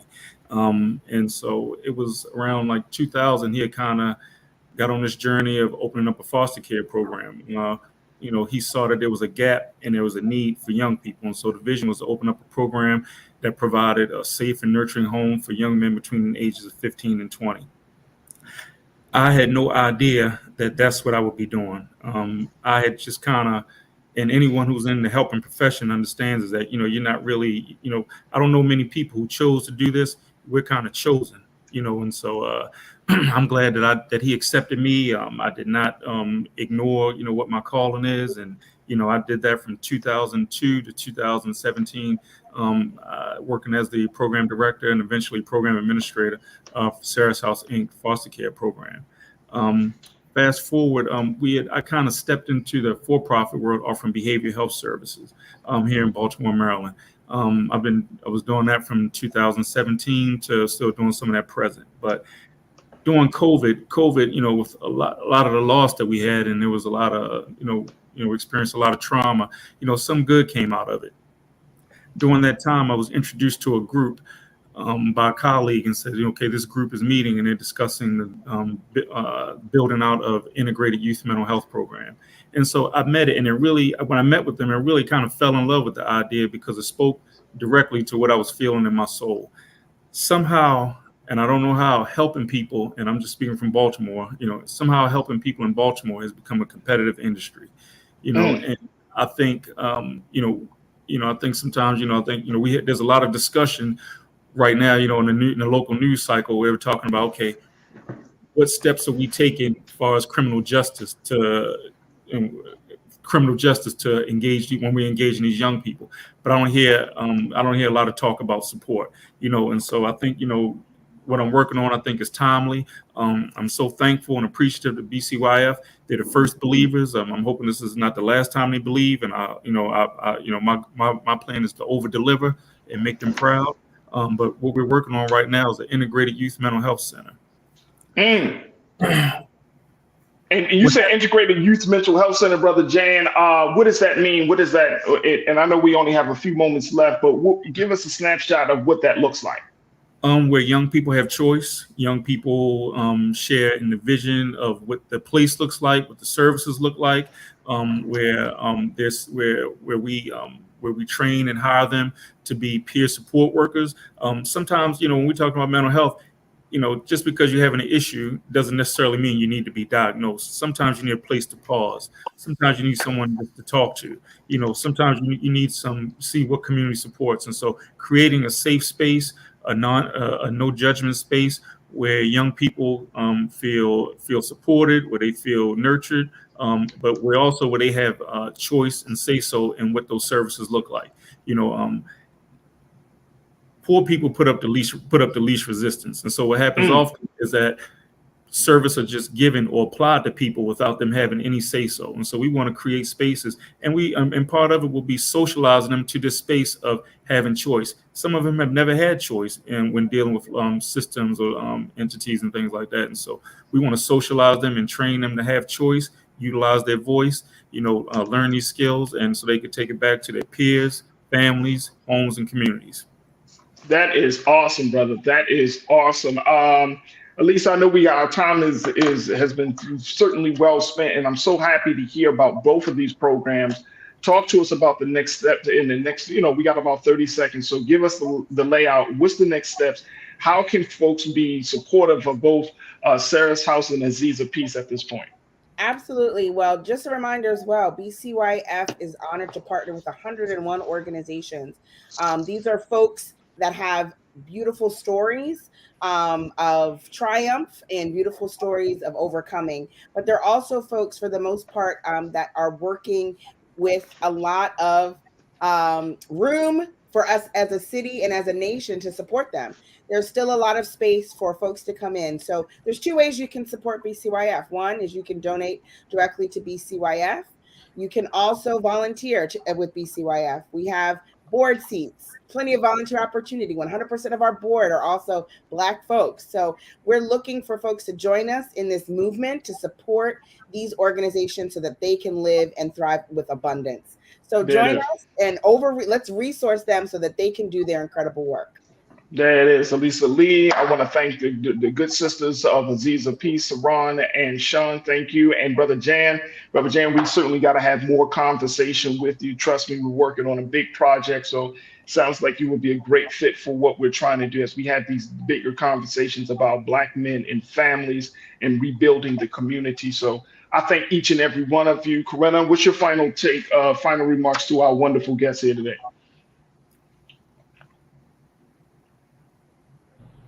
Sorry, guys, I was on mute. Thank you for sharing your stories. It was very insightful. Man, I wish we had something like that here in Florida. Maybe I need to move to the DMV area. Who knows? Maybe. Thank you for sharing your stories. Yes, I love that you mentioned that, you have those open volunteer seats and board seats. I think it speaks to how much these organizations need more of us to be a part of them, so that we can make this difference in our communities and get the words out that these grant programs and initiatives are available to keep these organizations and our youth thriving. So thank you for sharing with us today. Absolutely. Elisa, Jan, Saran, Sean, thank you so much for the great work. But most importantly, thank you for being so good for the culture. Thank you, Elisa. We truly appreciate you, and we will reconnect with you soon. Awesome. Thank you so much for having us. Absolutely. All right, folks, we got to take another quick pause. When we come up, let's talk about how a Black woman is just killing the game in the space of technology and communications. We're going to be checking in with Miss Nicole Nixon and how she is the first Black CEO of a major telecom data company. Woo! Always killing it. Always taking the culture further. We're going to have that conversation up next. Stay with us. It's The Culture here on the Black Star Network. All right.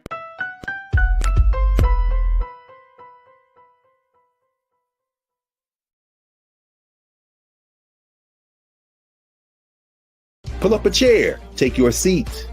The Black Tape with me, Dr. Greg Carr, here on the Black Star Network. Every week, we'll take a deeper dive into the world we're living in. Join the conversation only on the Black Star Network. Black Star Network is here. Oh, no punch! I'm real revolutionary right now. Thank you for being the voice of Black America. All momentum we have now, we have to keep this going. The video looks phenomenal. See, there's a difference between Black Star Network and Black-owned media and something like CNN. You can't be Black-owned media and be scared. It's time to be smart. Bring your eyeballs home. You dig?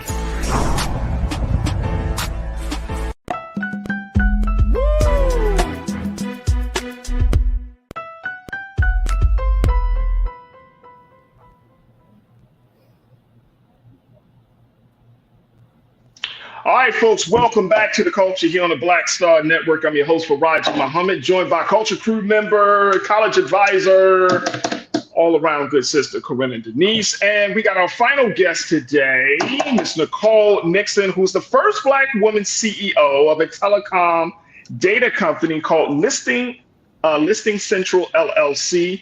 She's a subject matter expert who is enhancing the security of consumer data nationwide and globally. And because she's a Black woman and she's killing the game, she will be honored as a 2023 Woman to Watch in Tech by the Women in Cable and Telecommunications Network on September 18th in New York City. Correct, you know something about New York? I know you're down in I only Manhattan. lived there for 7 years, you know. I'm from Brooklyn, but I'm a New Yorker through and through. So yes, I know Brooklyn. Yes, you are. So welcome to the show, Nicole. Thank you so much for your patience. How you feeling this afternoon? I am so excited to be here. Thank you for having me. I lived in Baltimore County, so I feel like I've been hearing nothing but That's right. family conversations on That's right. line today. But no, I'm truly excited just to be able to hang with my people. So I'm To doing hang great. with your people. Yeah. This is what we do on Black Star Network. We hang, we build, we politicize. No, and I'm so glad you guys had this show today. I mean, it's just amazing how the universe works because I was one of the young people that everyone has been talking about. You know, just to kind of share part of my story with you guys. Please, by all means. I'm from the Eastern Shore of Maryland. I currently live in Northern Virginia, but I'm from the Eastern Shore of Maryland, Easton, Maryland to be exact. And when I graduated from high school, I went to college, University of Maryland, Eastern Shore. But right before going to college, I had met my husband, who's my then boyfriend. And I became a mom, a single mom at a very early age. As soon as I started college, I had my first son. 2 years later, I had my second son. So I had to drop out of college. So I figured, okay, well, in order for me to take care of my children, I need to work for the government or the phone company. And the phone company won. So I ended up becoming a customer service rep at Bell Atlantic, which is now Verizon. But keeping in mind, you know, coming from an underserved area, you know, my self-esteem was very low because I'm a preacher's kid. So I had 2 kids. I wasn't married. And so I had the eyes looking at me. So my head was down. And here I am at this corporation, not even knowing a lot about this world. But I knew now that I'm a mom, I just wanted to be a great parent. I wanted to be a great mom. And so when I got to the phone company, 6 months into working at Verizon, they asked for volunteers for a project. And all of the senior reps, you know, they said, hey, are we getting more money? They said, no. They said, we get more time off? No. They said, well, we don't want to do it. But I said, no, I'll do it. I said, this gives me an opportunity to learn. So I felt like if I couldn't finish college, Verizon was going to be my college. And so what they needed me to do for this project that I volunteered for, they were trying to create something called automation. I didn't even know what the word meant, but I figured, hey, if it could help me better me, why not? And so they put me in a conference room with a computer and said, listen, we have hundreds of thousands of errors we need to figure out in order to achieve automation. I said, okay, you know, that whole term, fake it till you make it. Okay, sure, I'll help you. They said, okay, well, let us know when you figure it out. So I'm sitting at this room. I mean, just picture me in front of a computer trying to figure this stuff out. But all I knew, I said, well, listen, I'm a customer service rep. I know how to process orders. So let me break them, see what error code comes up and see if it relates to these hundreds of thousands. Well, within 3 months, I had cleared all hundreds of thousands of errors. I went and told the IT guys, look, I know what this error code means that will clear 50,000 errors. This error code, the IT guys were like, phenomenal. Thank you, Nicole. Can you just write us a requirement so we can now change the system? I said, fantastic. What's a requirement? The guy said, look, come in on the weekend and we'll show you because we need you to write exactly how you just told us how to fix it. Lo and behold, I end up rewriting Verizon's East Coast systems. And fast forward now, in 2010, I wrote the rules for myself. and I'm the first data-only telecom CEO in the United States. Damn. Okay. Well, damn. Okay. There's some pieces in the middle, but I think what hit me with everyone who was on the call today, I became a customer service rep. They didn't invite me to be in technology. It was because no one else wanted to do it. And I hope if any young people are watching this, it's okay to do what's not popular. It's okay. And you know what? Here, something else is from your story. And Corinna, you tell me how this resonates with you as well. Just because an opportunity doesn't give you instant gratification, yes, doesn't mean that you shouldn't take the time to take advantage of it. Absolutely. Because I think that in our culture, it's like everything. It's like, what is it? What do I get from this right now? Like, do I get a pay raise? Like you said, do I get more time off? Absolutely. And then the next thing you know, that was the seed that was planted in your mind to the point where you not just got the skills. I mean, you're not talking about, I used to remember that. I don't know if y'all remember this telephone, what they call CP&P. It's like this old ass telephone company back in Baltimore. CMP. So CMP was before Bell Atlantic. And then you had Bell Atlantic. But you got your training from Verizon. Yeah. And then you built those relationships. You learned that skill, and that is just phenomenal. That is phenomenal. It wasn't until after I wrote the rules that I started getting invited to meetings. And then the meetings became with more senior level executives, and they started calling me this word called SME. And so I asked the IT guys, I said, look, what is that word? Don't have them in here just calling me anything. And they said, no, it means subject matter expert. And I said, okay, like, is that a good thing? They said, yeah, it means you know what you're talking about. Because what I didn't share with you, I was only 23 at the time. Damn. So I didn't even know what SME meant, But the reason why I say that is because even when you don't have a name, God will give you a name. Don't rush it. See, this is that Friday. Corinna, see, this is what you do on Fridays. Go ahead, Corinna. Talk to the sister. Just talk to them. Y'all taking me to go. Come on, this is how I like to end my Fridays, my weeks, son. Like when they can't give you a name, God will give you a name. God will give you a title. Don't stress. I was just what I thought, just a customer service rep, and here now I'm a CEO.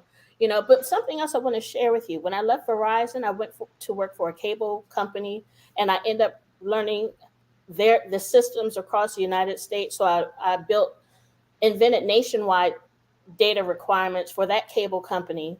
But something else, I wanted a family. So even though I started at Verizon with only 2 children, I was blessed to have 3 more. So I had married the guy I was dating, who my boyfriend, my husband now. But I'm a mother of 5, and I say that because people said, oh, you can't have children and have a full-time job and let alone be successful. But no, I have a husband, 5 children, and I'm a boss. So if I can do it, you can do it too. Yes. You can do it too. I just want to say too, your story resonated with me so much too, because my mom also, she worked for what used to be Southern Bell for almost 25 years, and then they turned into South as customer service representative as well. And I remember going to work with her sometimes on the off days. But yeah, I just think it's so amazing that you saw ahead to say, you know what, this is a learning opportunity.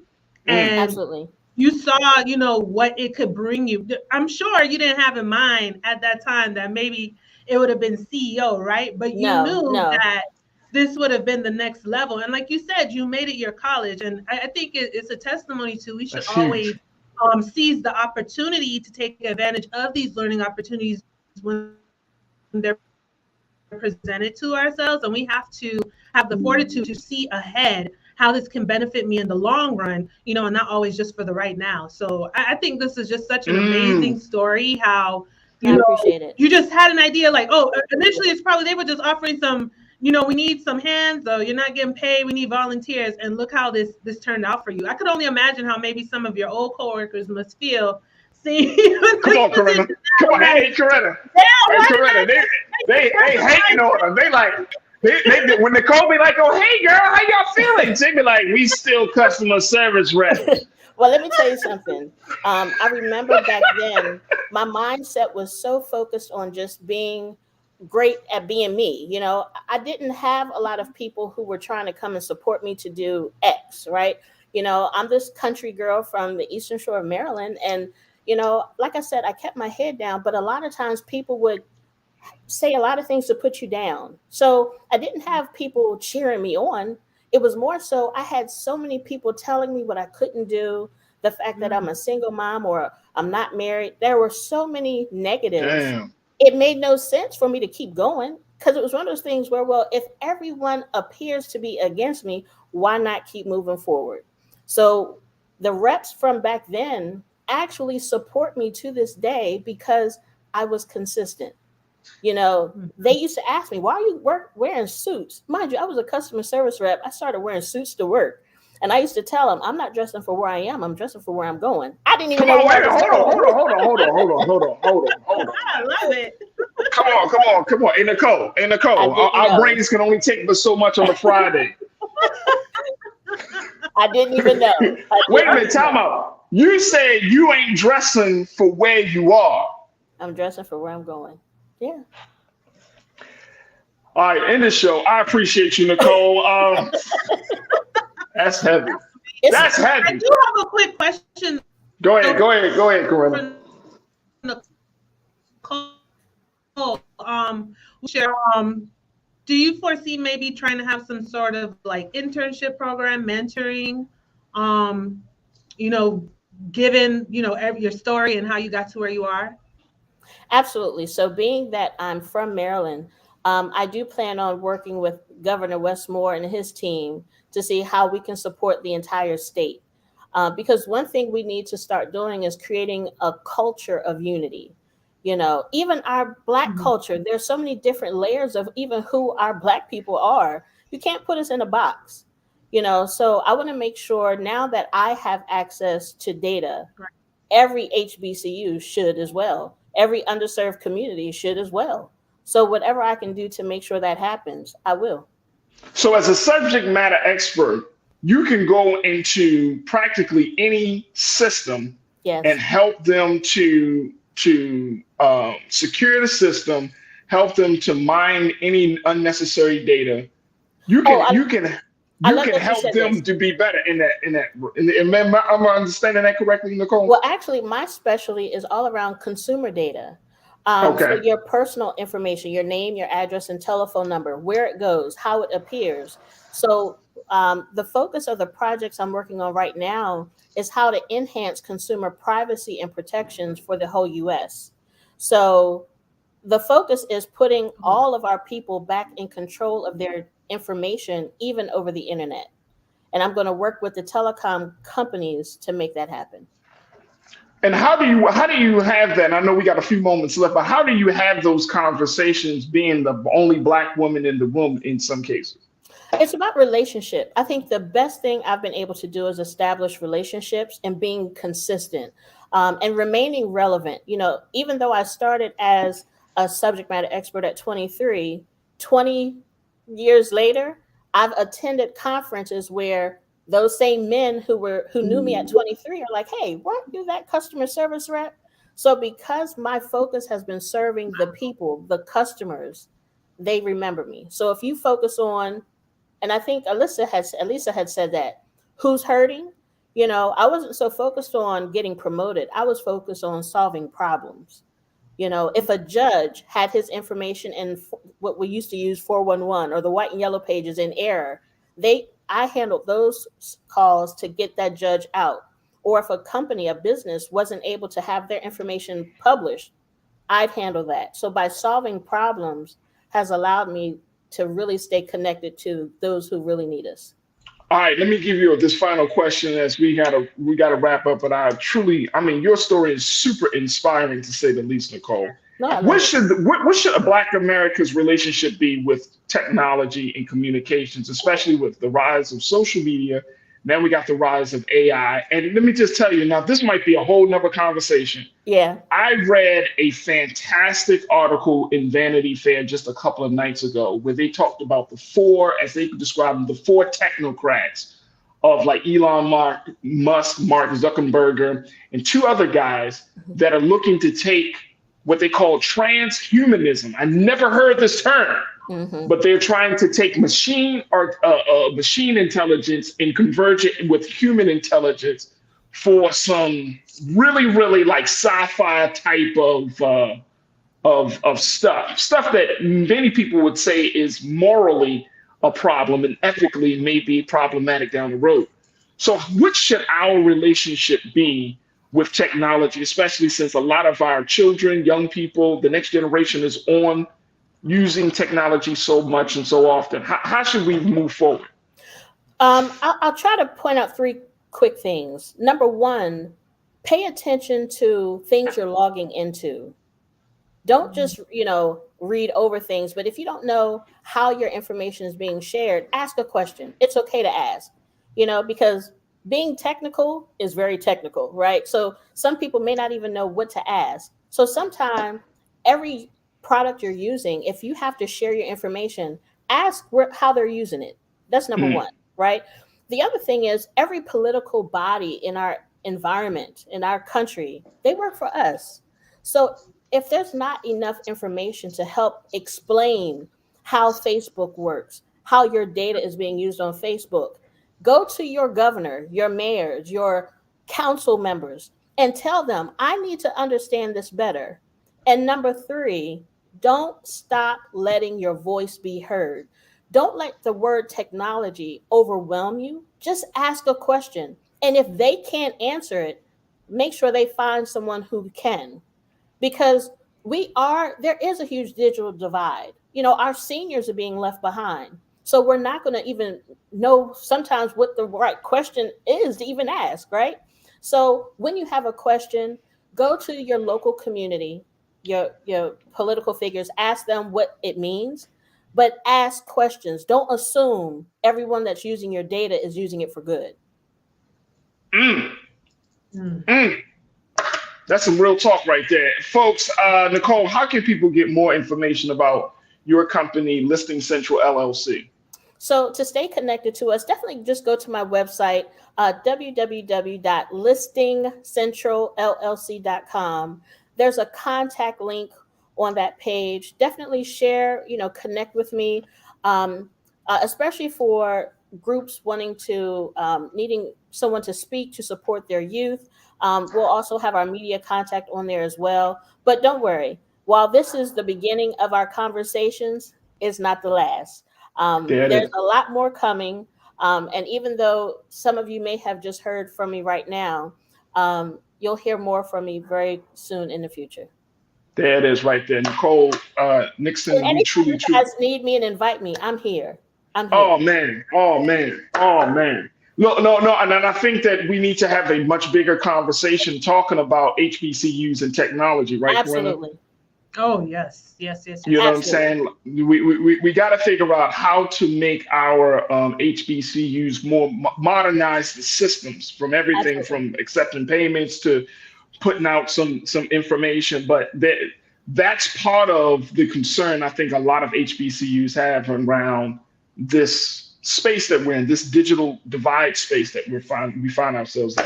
Nicole, fascinating story. I appreciate you. Well, just know there's a sister at the telecom table. There it is right there. Nothing but peace and blessings to your husband, to your children, and to your family. And it's just thank you. This is a great way to end our week. So I appreciate you for your story, and most importantly, thank you for being so good for the culture, Nicole. Thank you. Thank you. Thank you for the work you all are doing, and I'll be in touch. Don't worry, we'll stay connected. We family now. Oh, there it is, right there. There it is. I appreciate that. Thank you, Nicole. Absolutely. All right, man. Oh man, Corinna, what wow. The sister's dope. That's just dope. This was great today, Farajii. Can I just say thank you that I didn't have to talk about Florida today, child. No, I ain't with you there. From the foolishness, you know what I'm saying? But maybe when I finally become an Esquire, I might have to come on up to the DMV. We'll see. Or come out to the great state of California. That too. That could be something in the works. But one quick thing before we end the day, I want to say the conversations we had in the latter part of the show today, I think that's our hope right there. A lot of that culture hope, right? Where we're seeing Miss Nicole, where she's saying she was just 23 years old and just had, you know, a thirst to learn. And then look where it's taken her now, where Sis has her own company. And then these great organizations doing so much for Baltimore with the youth. I mean, they literally have a grant fund specified for children and youth. And I think sometimes we just get so caught up in the mess of what's going on, but we got to remember the greatness that's happening, right? And I think that's our hope right there, that we have to hold on to when we're trying to fight against these oppressive systems. So we can't dim that light, and we need to shine it more brightly, more often, to remember and stay focused on the goal at the end of the day. Just saying. All right, y'all. She just said my closing remarks, so I'm gonna just leave it just like that. Coretta Denise, one of our favorite people in the world and an awesome culture crew member. Thank you so much, sis, for joining us here on Friday. But I'm serious. I'm gonna end the show because I don't want to mess that up. You have a fantastic weekend, and God willing, we'll connect with you next week. All right. Thank you for having me. Peace, crew. Absolutely. All right, peace. Folks, that's going to do it for us. I thank each and every one of you for joining us in the conversation. Thank you for your patience and being with us today. I want to thank my fantastic production team, Joel, Shannon, Chris, Maddie, Lise, and my man King Keenan for making us look and sound so good. There we go. It is Friday, folks. I hope you enjoyed everything that we presented to you this week. And most importantly, that you go into the weekend feeling a little bit more empowered, a little bit more uplifted, and more importantly, that you are really connected to the culture. So do yourself a due diligence and support us here at Black Star Network. Go to our website today at blackstarnetwork.com. Your support means everything to us. Your financial support, sharing the content that we put out there. We're actually streaming a number of things. We've been streaming what the vice president has been saying, talking to HBCU student leaders. So we've been streaming that. We've been streaming Ketanji Brown Jackson's remarks from the bombing of the 16th Street Baptist Church as we're celebrating the 60th anniversary of that tragedy. It's not celebration, but more of an acknowledgement of what happened 60 years ago. So we are streaming a lot of fantastic content on blackstarnetwork.com. So it is so important that you join us and making sure you share that content. So thank you, thank you, thank you. Stay tuned. Up next, 6 p.m. Eastern Standard Time is Rolton Martin Unfiltered. Follow me on all social media platforms, The Real Farajii on Instagram and Farajii on Twitter and on Threads and other spaces. But I would love to connect with you as we continue to build the community. As always, never be afraid to challenge what's wrong, stand for what's right, while being yourself in the process. God willing, we will talk on Monday for another exciting edition of The Culture, right here, only here, exclusively here on the Black Star Network. Talk to you soon. Have a great weekend. Peace.